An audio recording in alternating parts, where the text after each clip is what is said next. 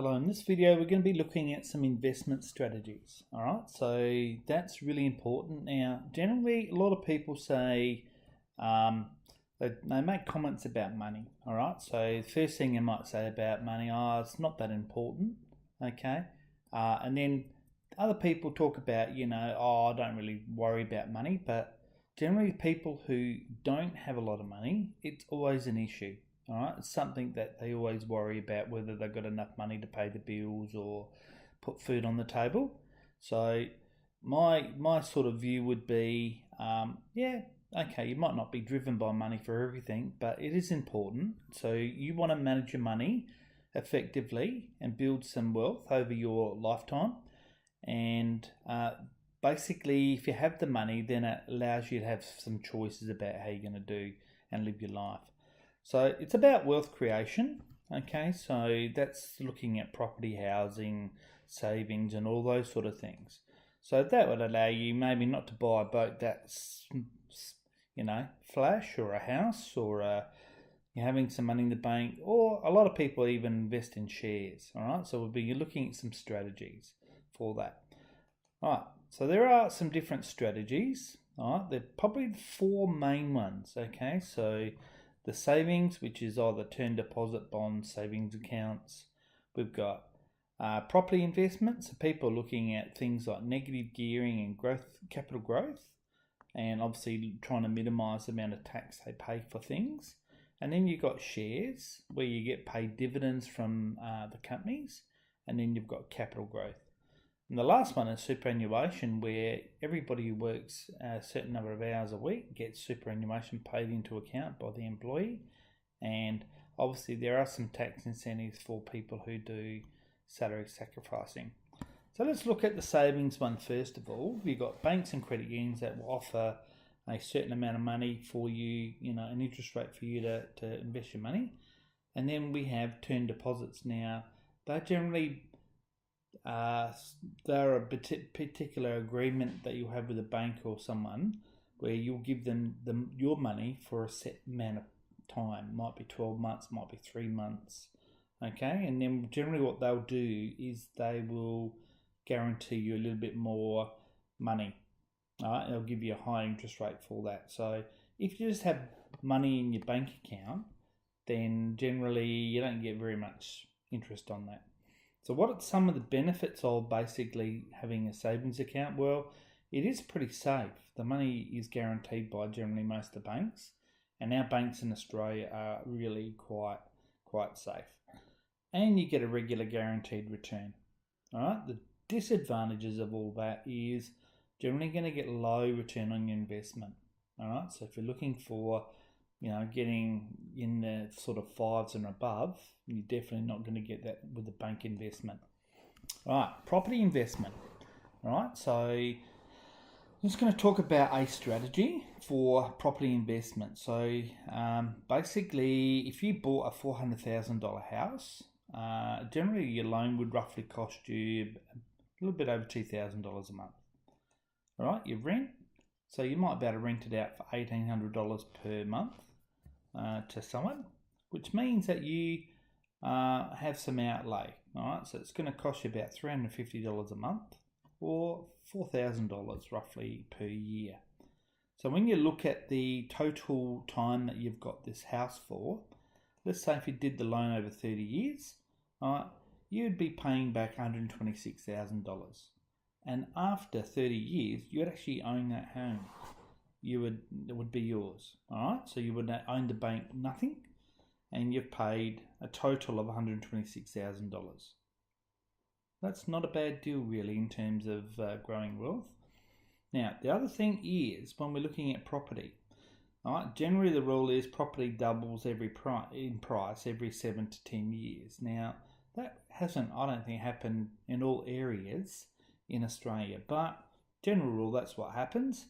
All right, so what we look for is in 10 years time, that house which you own a fair bit of equity in it is worth $800,000. All right, in 20 years time, it would be worth $1.6 million, and in 30 years time, it'd be worth $3.2 million. I get the idea. 30 years' time, you're actually going to own that. You don't own any money on that. And so you could either sell it and get the money that it's worth, or you could keep renting it out, and obviously the rent price would go up. And that would be an income that you've got. All right, so this is not a foolproof method, of course, because prices can go up and down, obviously with the value of houses. And the other thing is, I mean, if you're renting out a house, you could get bad tenants. So there's lots of pitfalls and things. But generally, you know, if you could think about how would you save $400,000, well, most people couldn't do that. All right, but this is a wealth creation strategy a lot of people in Australia have used for many years. So, you know, housing market goes booms and busts, you know, that's what generally happens. One of the true things I suppose we could say is properties in good locations generally keep going up in price. All right, so if you buy cheap houses in poor areas, generally they don't do so well in terms of capital growth. So the real saving, or the real probably wealth creation here, is the capital growth, or the growth in the price of the house. And then the other one would be getting the return on your rental. All right, so that rent comes into. And then the other thing, I suppose, is the tax incentive. So all the rent that you collect, you'd have to declare as income. But if you've got a loan repayment, then you can claim that as a tax deduction. And then all the fees of running a house would be a tax deduction. So a lot of people use this as a thing called negative gearing to try and reduce the amount of tax they pay. All right, so there's a lot to do with it, but that's simply not a bad, I think, summary of what you've got to do there. Now, shares is another thing that people invest in, and what you're doing when you're buying shares is you're buying part of a company. All right, so they sell shares in a company to try and raise money so they can use that money to grow the company. So, and then what they do is when you buy the shares in the company, they give you a return, hopefully in the capital growth. All right, so your capital growth is the growth in the share. So you might buy a share for $10 and it might end up going up to $50. All right, so then you've got growth in all those shares. And then the other thing is they do is they pay a dividend. Most companies do that. They pay a dividend for basically how many shares that you have. So they share the profits that the company makes every year. So in a nutshell, that's pretty well what shares do. You can buy through different companies. You can buy managed shares. And what they do is you buy shares which they'll buy shares from different companies. And so you're buying a range of shares, not just shares in one company. Right, and then the last one is our superannuation. Now, your employee, when you earn a certain amount of money per year, they have to pay 9.5% of your weekly wage into your super fund. Now, we've got to keep in mind that super is a long-term investment. So, and as you'll see in class, the more money that you have quickly into your super fund, the faster that's going to grow. All right, so my advice would be try and pay a little bit extra into your super fund, and that's going to give you some tax incentives if your salary sacrifice your pay into that. So what that does, it reduces the amount of tax that you pay, but will also increase your super fund. I think most people pay tax in about 35 cents in the dollar. Your super fund, you only have to pay 15 cents in the dollar for that. So that's actually not a bad investment for you and a good way to grow wealth.